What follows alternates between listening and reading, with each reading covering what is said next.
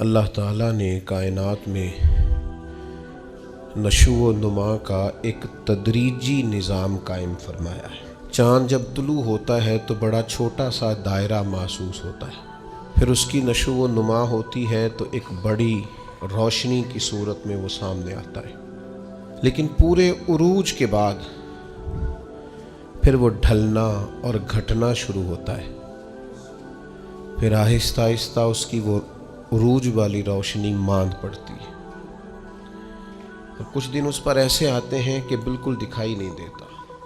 سورج کی شعاعیں جب سورج صبح نکلتا ہے تو ماند ہوتی ہیں، پھر وہ اتنے عروج پہ ہوتا ہے کہ کوئی اسے آنکھ نہیں ملا سکتا، لیکن شام کو پھر وہ اپنے زوال کو دیکھتا ہے۔ درخت ایک چھوٹے سے پودے کی صورت میں ہوتا ہے، کبھی کبھی یوں بھی لگتا ہے کہ ہو سکتا ہے کہ تیز پانی آئے یا آندھی آئے تو اس کو جڑ سے اکھیڑ دے، لیکن پھر وہ جب پورا جوان ہو جاتا ہے تو پھر بڑے بڑے طوفانوں میں بھی کھڑا رہتا ہے، پھر اس کا بال بھی بانکا نہیں ہوتا، لیکن پھر ایک وقت خزاں کا آتا ہے جب اس کے پتے جھڑتے ہیں، جب پرندے اڑ جاتے ہیں، جب بلبلیں اس پر بیٹھنا چھوڑ دیتی، پھر کوئی کوئل آ کے اسے کوئی گیت نہیں سناتی۔ پت جھڑ کے موسم میں، زوال کے دنوں میں وہ بہت ساری آوازوں اور بہت سارے مہمانوں کو ترستا ہے۔ اللہ تعالیٰ کا حکمت کا نظام ہے، اس نے تدریج کی ہے اس نشو و نما میں۔ بس یہ 2-3 مثالیں دی ہیں، زیادہ بھی دی جا سکتی ہیں۔ اسی طرح اللہ تعالیٰ نے حضرت انسان کو بھی پیدا کیا ہے۔ وہ جوان آدمی جو محنت مزدوری کرتا ہے، دوڑتا ہے، بھاگتا ہے، آتا ہے، جاتا ہے، رزق کماتا ہے تو کئیوں کو پالتا ہے۔ یہ جب بالکل چھوٹا تھا نا تو اسے کھڑا بھی نہیں ہوا جاتا تھا، اس کے والدین انگلی کے سہارے چلاتے تھے۔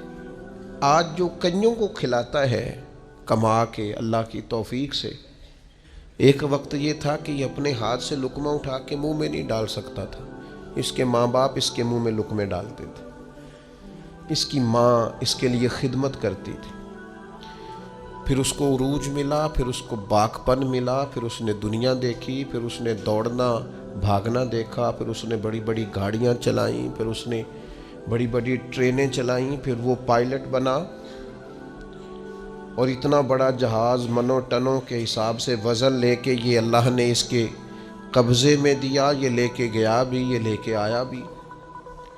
جوانی عروج والی اللہ نے عطا کی، لیکن پھر وقت ڈھلا، پھر واپسی شروع ہوئی، کالے بال سفید ہوئے، سیدھی کمر ٹیڑھی ہونے لگی، اٹھتے ہوئے گھٹنوں میں درد رہنے لگا۔ یہ اللہ کا تدریجی نظام ہے۔ جوانی کے بعد بڑھاپا آیا، لیکن تکلیف والا معاملہ یہ ہے کہ وہی شخص جس طرح اللہ ماشاءاللہ جوانی میں خود بھول گیا تھا کہ مجھ پر کبھی بچپن بھی تھا، میں کبھی کمزور بھی تھا، هل اتى على الانسان حين من الدهر لم يكن شيئا مذكورا، انسان پر ایک وقت وہ بھی تو گزرا ہے جب یہ کوئی قابل ذکر چیز ہی نہیں تھا، اس کا نام تک نہیں تھا۔ جس طرح جوانی میں یہ بھول جاتا ہے نا مجھ پر بچپن بھی تھا، اسی طرح جب یہ بوڑھا ہوتا ہے تو بعض اوقات بچے بھی بھول جاتے ہیں۔ ان کا خیال ہوتا ہے کہ شاید ابا ہی بوڑھا ہوا ہے، دادا ہی بوڑھا ہوا ہے، ہم نے شاید نہیں ہونا۔ وہ بڑی جلدی بوڑھوں کو سکریپ کا مال بنا دیتے ہیں، ان کے لیے چارپائیاں سٹور روم میں لگ جاتی ہیں۔ ان کو کہا جاتا ہے کہ ابا کو ایسی کس لیے ضرورت نہیں رہی کہ گھٹنوں میں درد ہے۔ ان کو یہ کہا جاتا ہے کہ چونکہ ان کا سامان ہی مختصر سا ہے لہذا بڑے کمرے کی حاجت ہی نہیں ہے۔ دھیرے دھیرے بزرگوں کے ساتھ لوگوں کا رویہ سخت ہے۔ اللہ تعالیٰ نے والدین کے سارے حقوق بیان کر کے پھر آخر میں فرمایا کہ دعا مانگو، حقوق بھی ادا کرو، بازو بھی کھلے کرو، پیار بھی کرو، خدمت بھی کرو اور دعا بھی کرو۔ کیا دعا کریں؟ فرمایا وَقُلْ رَبِّ ارْحَمْهُمَا، مجھ سے کہو، دعا کرو میری بارگاہ میں، کہو رَبِّ ارْحَمْهُمَا، یا اللہ ان دونوں پہ رحم فرما، کما ربیانی صغیرہ، جیسے انہوں نے مجھے بچپن میں پالا تھا، ان کی خدمت کرو اور پھر میرے حضور ان کے لیے التجائیں بھی کرو۔ بوڑھوں کے لیے آج اگر اسلامی ممالک میں بھی اولڈ ہوم بنانے کی ضرورت پیش آ جائے، میں اللہ کے گھر میں بیٹھا ہوں، میں جمعے والے دن آپ سے مخاطب ہوں، میں آپ کو اپنا درد درس کرنے لگا ہوں، میں ضرورت محسوس کرنے لگ گیا ہوں کہ ہمیں ایک اولڈ ہاؤس بنانا چاہیے،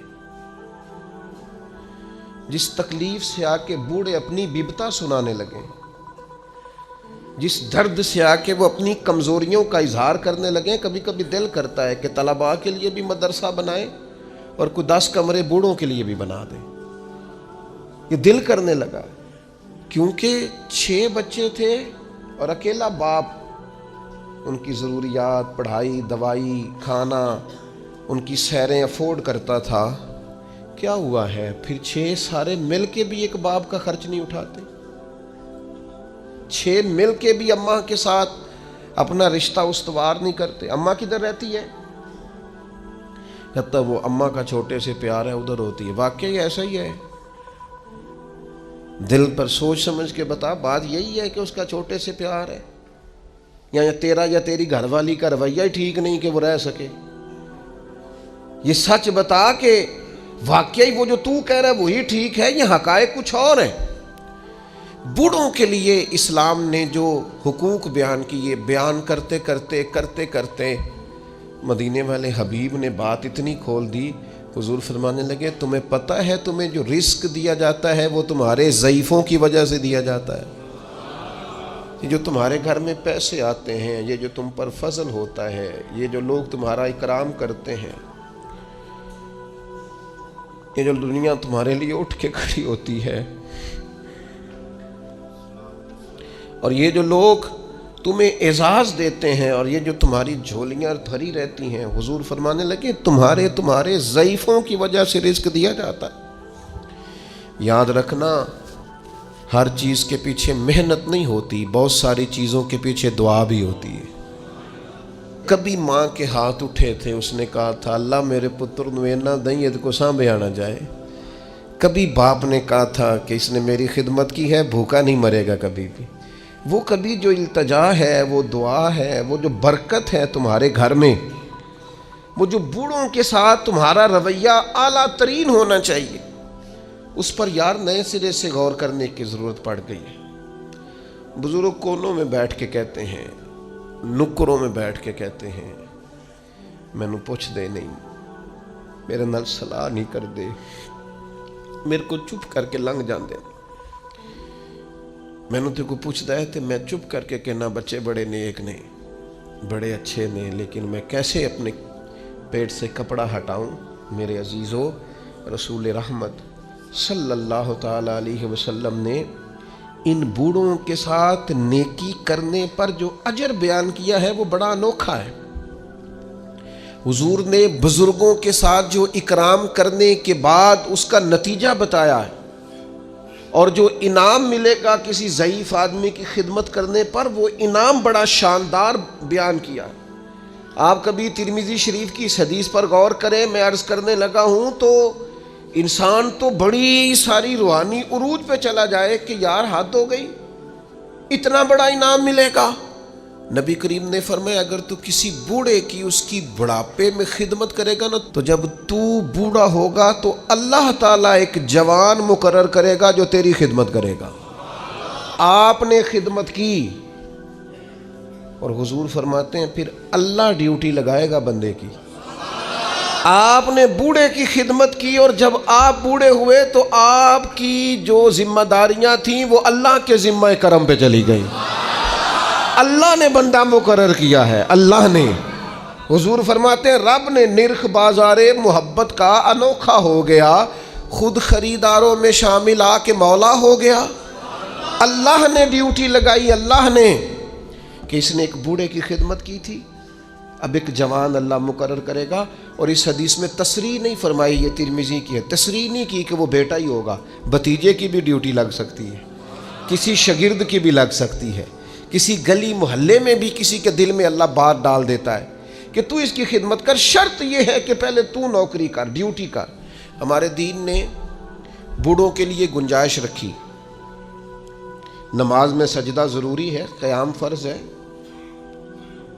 لیکن اگر کوئی بوڑھا ہو گیا، ضعیف ہو گیا تو کہا کوئی حرج نہیں، بیٹھ کے پڑھ لو، اللہ قبول کر لے گا، اشارے سے پڑھ لو، اللہ قبول کر لے گا۔ تم اگر حج نہیں کر سکتے، صحت اجازت نہیں دیتی، فرض ہے، سرمایہ ہے، تو کسی کو بھیج کے کرا لو۔ جب اللہ تعالیٰ کمزوروں کے لیے اتنی گنجائش پیدا فرماتا ہے تو ہمارے دلوں میں بھی تو گنجائش ہونی چاہیے نا۔ ہمارے دلوں میں بھی عمر رسیدہ ہونا، عمر کا بڑا ہونا اعزاز ہے۔ کچھ نہ کریں، اپنے دل میں ان کا اکرام تو کریں۔ میں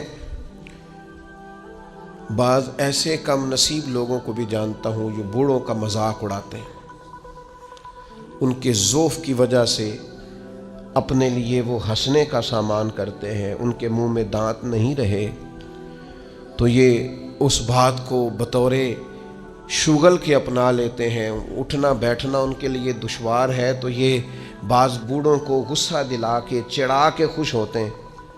نبی پاک علیہ السلام نے فرمایا جس نے 3 لوگوں کی عزت کی وہ سمجھے میں نے اپنے رب کی عزت کی، اللہ کا اکرام کیا۔ بخاری مسلم میں حدیث ہے، اللہ کا اکرام کیا۔ یا رسول اللہ کس کس کا؟ فرمایا جس نے عدل کرنے والے بادشاہ کی عزت کی وہ سمجھے میں نے اپنے رب کی عزت کی، اور جس بندے نے قرآن پاک کے عالم کی عزت کی، دین کے عالم کی عزت کی، وہ سمجھے میں نے رب کی عزت کی، اور فرمایا جس نے بوڑھے مسلمان کی عزت کی سمجھے میں نے اپنے رب کی عزت کی ہے۔ اس اکرام کو آپ غور سے دیکھیے، یہ کتنا بڑا اعزاز ہے، یہ کتنی بڑی فضیلت ہے کہ اگر کسی بوڑھے کو، میں آپ سے عرض کروں، میں یہاں دوست مجھ سے ملتے ہیں تو بعض اوقات ان کو مرتب ہو کے کھڑا ہونا پڑتا ہے اور ایک کے بعد دوسرے کو آنا پڑتا ہے، تو میں اکثر دوستوں سے کہتا ہوں بزرگوں کو پہلے ملا لو۔ اس کی وجہ یہ ہوتی ہے کہ بوڑھے آدمی کے لیے کچھ زیادہ دیر کھڑا رہنا بھی مشکل ہوتا ہے، اور ان کے اعزاز کے بھی خلاف ہے، ان کی طبیعت کے بھی خلاف ہے کہ آپ ان کو آپ آگے بڑھ کے ملیں، کیا حرج ہے؟ آپ ان کی سفید داڑھی کا اکرام کریں جس کی اللہ بھی حیا فرماتا ہے، آپ اپنے سے عمر رسیدہ لوگوں کا اکرام کریں گے تو ان کی عزت تو ہوگی، آپ کی تربیت بھی نظر آئے گی۔ آپ کو لوگ دیکھ کے کہیں گے کہ ماں باپ نے سینچا ہے، اساتذہ نے توجہ دی ہے، مشائخ نے تربیت دی۔ آپ بزرگوں کے لیے اپنے جذبات کو نرم کریں، آپ ان کے حق میں اپنی رائے کو عمدہ کریں، آپ اپنے دل میں ان کے لیے گنجائش بنائیں، خدمت کے لیے آگے بڑھیں۔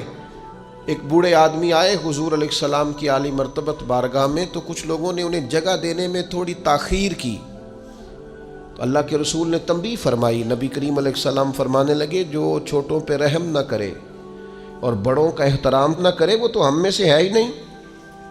ہم نے تو سکھائی ہی رحمت کرنا ہے اور ہم نے تو بتایا ہی اکرام کرنا، تو جسے نہ چھوٹے پہ رحمت ہے، دیکھیں نا بڑوں کی بھی ڈیوٹیاں ہیں، ان کو بھی سختی سے منع کیا چھوٹوں پہ رحم کرنا، ان کو بھی تاکیداً منع فرمایا، اور چھوٹے سے کہا تم نے اس کا اکرام کرنا ہے۔ مجھے بتائیے کتنا حسین سنگم بنے گا، کتنا شستہ عمل بنے گا، اور کس قدر خوبصورت ماحول بنے گا۔ بڑا شفقت ہی کرتا جا رہا ہے اور چھوٹا احترام ہی کرتا جا رہا ہے۔ انداز کتنا انوکھا ہوگا، خوشبو کتنی پھیلے گی، ٹھنڈک کتنی ہوگی، اس کے اندر حسن کتنا چھلکے گا۔ تو میرے عزیز اپنے بزرگوں کا، ضعیف لوگوں کا کچھ اکرام کریں۔ بعض لوگ کہتے ہیں ابا جی سخت بڑے ہیں، اور بہت سارے ایسے لوگ ہیں جو ابا جی کی سختی کا بیان کرتے ہیں، حالانکہ وہ ان کا افسر بھی سخت ہے، حالانکہ انہیں زندگی میں کئی ایسے لوگ ملتے ہیں جو بڑے سخت ہیں پر ان سے کام ہوتا ہے نا، لہذا ان کی سختی قابل قبول ہوتی ہے۔ تو ابا جی سخت ہیں، جب بچپن میں آپ کو پال رہے تھے تب سخت نہیں تھے، جب وہ روز موٹر سائیکل پہ بٹھا کے لینے جاتے تھے، چھوڑنے جاتے تھے اسکول میں، تب سخت نہیں تھے، جب زندگی کے 20-25 سال تیرے لیے صبح سے شام تک مزدوریاں کر کے رزق کما کے لاتے تھے اور پرانے کپڑے پہن کے تجھے نئے پہناتے تھے، تب سخت نہیں تھے۔ ایک بزرگ کا فرمان یاد رکھنا بڑا نفع دے گا. وہ فرمایا کرتے تھے ماں باپ کی سختی برداشت کر لو، انشاءاللہ پھر ساری زندگی کسی اور کی سختی سہنی نہیں پڑے گی، پھر اللہ تعالیٰ آسانی کر دے گا، پھر تمہیں اس تکلیف سے گزرنا نہیں پڑے گا. اور پھر میں عجیب منظر میں دیکھتا ہوں زمانے میں کہ یہ سب کا خیال ہے کہ ہماری عزت ہو، تو بھئی آپ بھی تو کسی کی کریں نا. یہ سب کا خیال ہے کہ ہمارا اکرام کیا جائے تو آپ بھی کسی کا کریں. یہ سب کا خیال ہے کہ میں ایک ٹائم آئے جب میں سینئر سٹیزن بن جاؤں اور میں بوڑھا ہو جاؤں اور بزرگ ہو جاؤں تو بھئی آپ بھی کسی کا اکرام کریں تاکہ اس وقت آپ کے لیے بھی آسانی بنے. بوڑھوں کے نرم دل، ان کا جی چاہتا ہے کہ ان کی عزت ہو، ان کی طبیعت چاہتی ہے کہ ان ہاں ایک الگ بات ہے کسی میں عاجزی کوٹ کوٹ کے بھری ہوئی ہے، وہ کہتا ہے نہیں نہیں جی ضرورت نہیں، لیکن بزرگی تقاضا کرتی ہے کہ اکرام کیا جائے، احترام کیا جائے. علامہ اسماعیل حقی لائے ہیں روایت، ایک شخص نے آ کے عرض کیا تھا حضور میرے رزق میں برکت نہیں، تو حضور فرمانے لگے کہیں تو بوڑھوں کے آگے آگے تو نہیں چلتا، تو بزرگوں کا گویا احترام کرنا شروع کر دے، اللہ تیرے رزق میں برکت پیدا فرما دے گا. لیکن ہماری طبیعت یہ ہے کہ ہمارے اندر وہ خاص جذبات پیدا نہیں ہوتے. ہمیں وہ آج ایسے لوگوں سے سابقہ پڑتا ہے اور ایسے لوگوں کو سنتے ہیں جو مزاجن بے ادب ہوتے ہیں، طبعاً بے ادب ہوتے ہیں، تو ہم یہ ادب یہ احترام یہ چھوٹی سی قید ہوتی ہے، تو ہم چونکہ کسی قید کے قائل نہیں، آزاد جینا چاہتے ہیں، مرضی سے اٹھنا چاہتے ہیں، مرضی سے سونا چاہتے ہیں، مرضی سے آنا جانا چاہتے ہیں. تھوڑی سی قید ہمیں بھاری لگتی ہے. یاد رکھنا اگر زندگی میں بزرگوں کا احترام کریں گے، اکرام کریں گے، آپ کو پتہ ہے اسلام نے کچھ احکام بیان کیے. کچھ لوگ گفتگو کر رہے تھے حضور کے سامنے تو نبی پاک نے فرمایا جو تم سے بڑا ہے پہلے اسے بات کرنے دو. کچھ شریعت نے فقہا کے لیے خاص احکام بیان کیے. مثلا ایک شرعی مسئلہ ہے کہ نماز کی امامت کرنی ہے.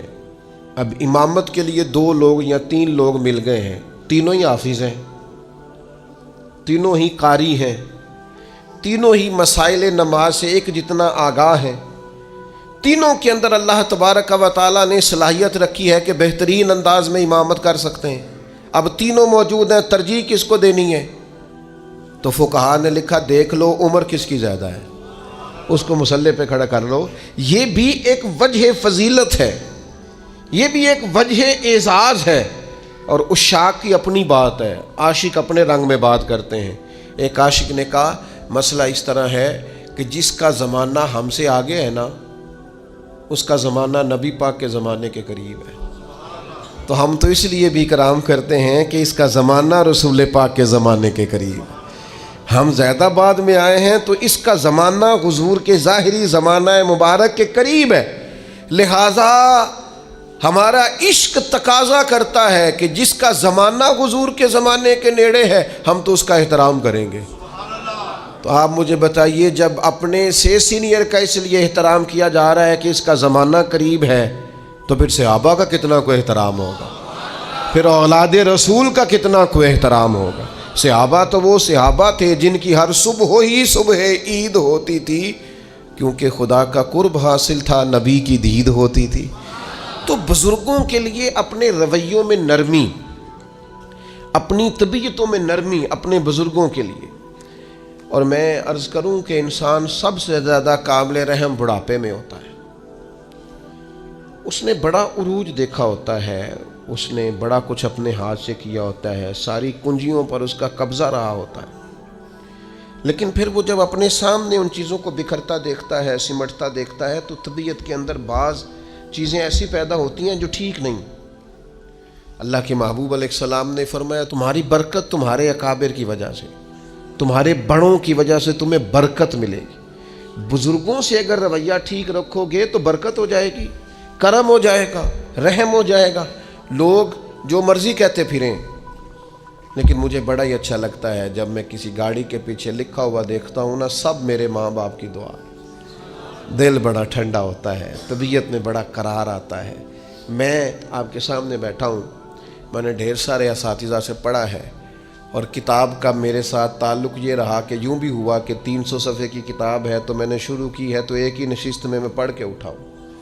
میں نے زندگی میں بہت کچھ سیکھا، بڑے لوگوں سے سیکھا، لیکن مجھے اگر کوئی بندہ کہے نا آپ کی اصل یونیورسٹی کا نام کیا ہے تو میں کہوں گا میری اماں۔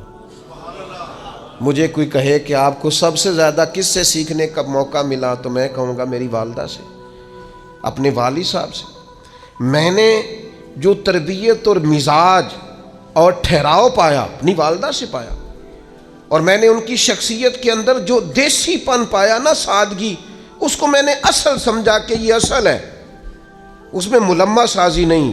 دیہات کے لوگوں میں وہ چالاکیاں نہیں جو دور جدید کے لوگوں میں اللہ ماشاءاللہ آ گئی۔ جو ہے وہی ہے، جو ہے وہ اصل ہے۔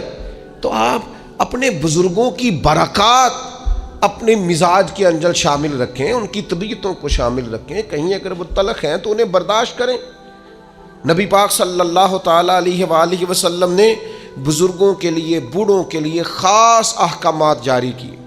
اصل میں نا ہمارے ہاں بہت ساری چیزیں مغرب سے آئی ہیں، اور جو مغربی معاشرہ ہے وہ سارے کا سارا مادیت پر مبنی ہے، مادہ پرستی ہے۔ اب 18 سال کے ہو گئے، آپ فارغ ہیں، نکلیں گھر سے، آپ کے والدین کدھر ہیں کوئی پتہ نہیں، وہ کہاں وقت بتاتے ہیں آپ کا کوئی لینا دینا نہیں، آپ پر قانوناً کوئی پابندی نہیں۔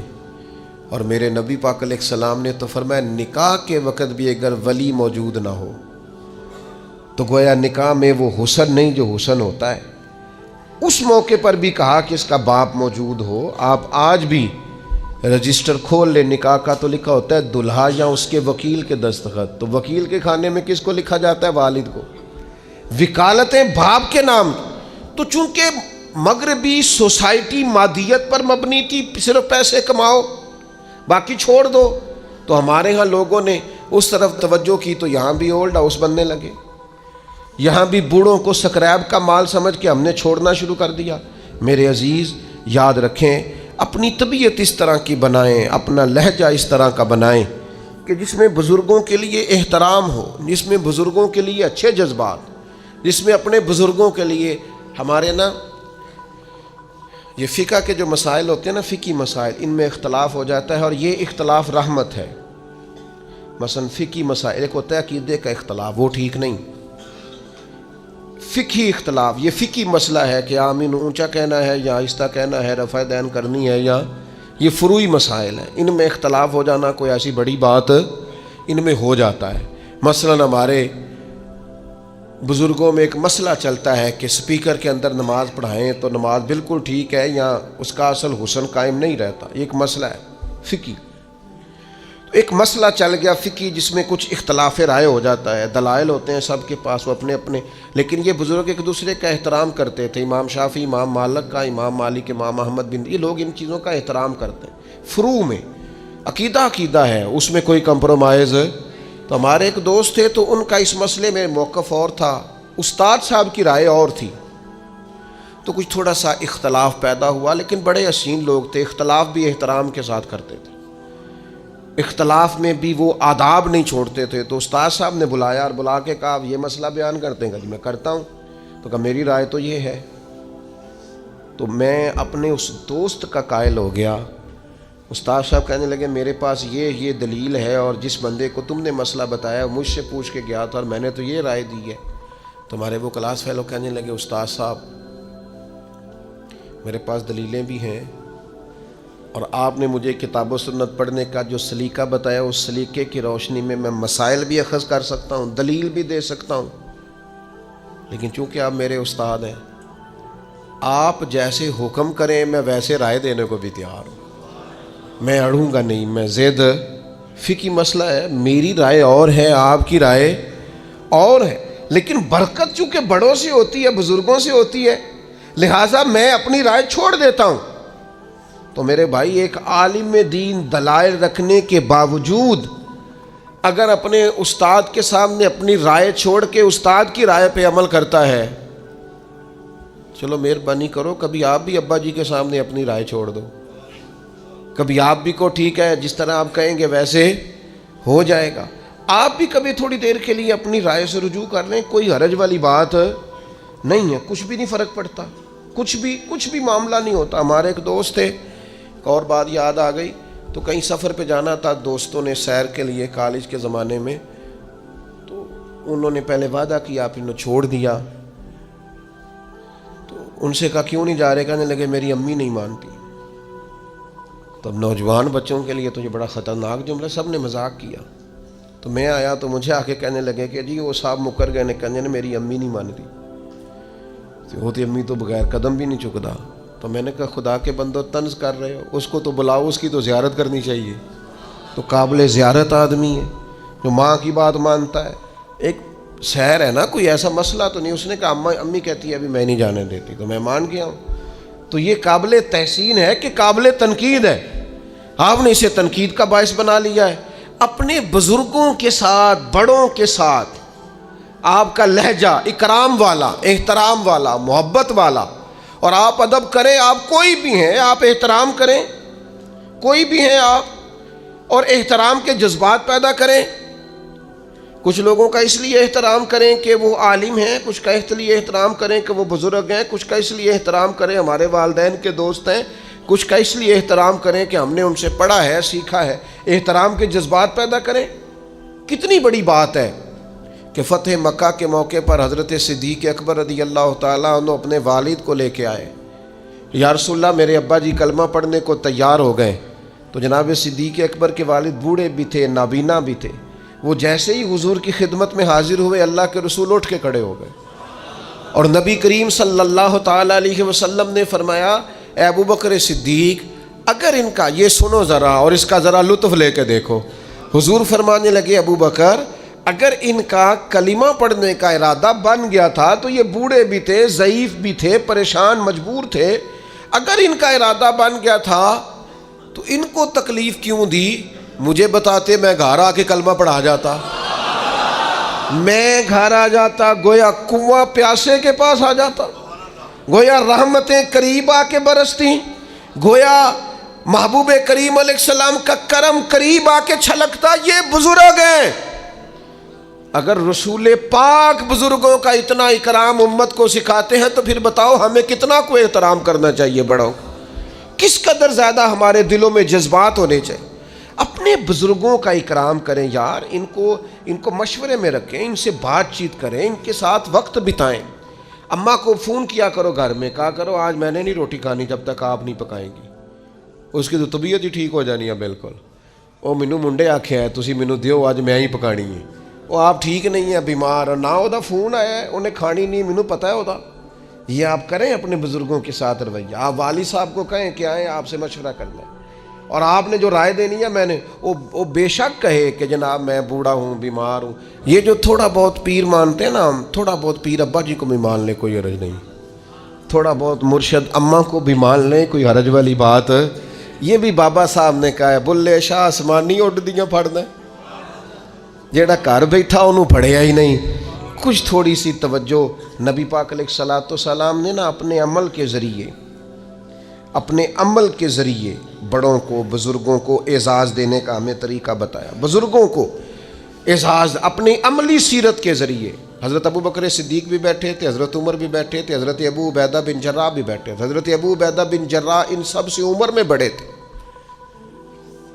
تو حضور کے پاس پانی تھا، کوئی مشروب تھا پینے کا، تو سرکار دینے لگے تو سب سے پہلے حضرت ابو عبیدہ بن جراح کو دیا.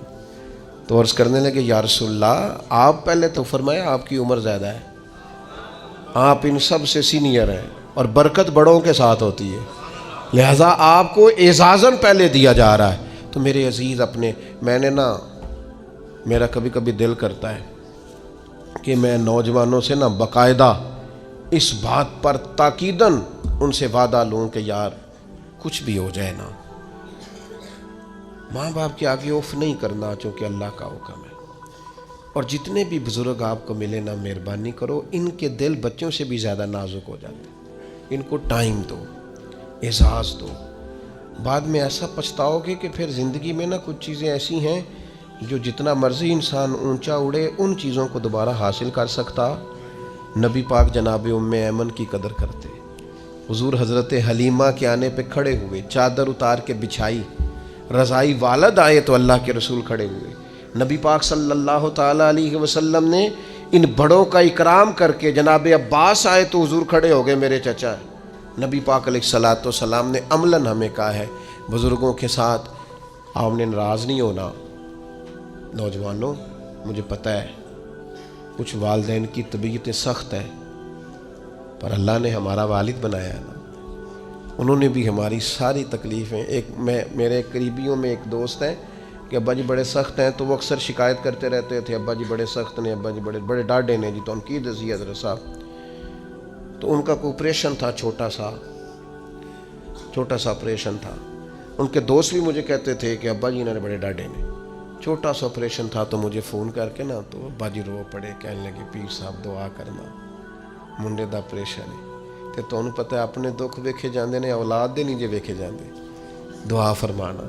میرا دل کرے کدی مینوں ملے نہ ہونا آ کے، تینوں میں دساں کرما لیا، تو کہنا ڈاڈا بڑا ہے، اس نے تو رو رو کے حد کر دی تیرے لیے، اور باپ نے۔ اس لیے مہربانی کریں اپنے بزرگوں کے لیے اپنے جذبات کو اعلیٰ کریں، اللہ تعالیٰ سمجھنے کی توفیق عطا فرمائے۔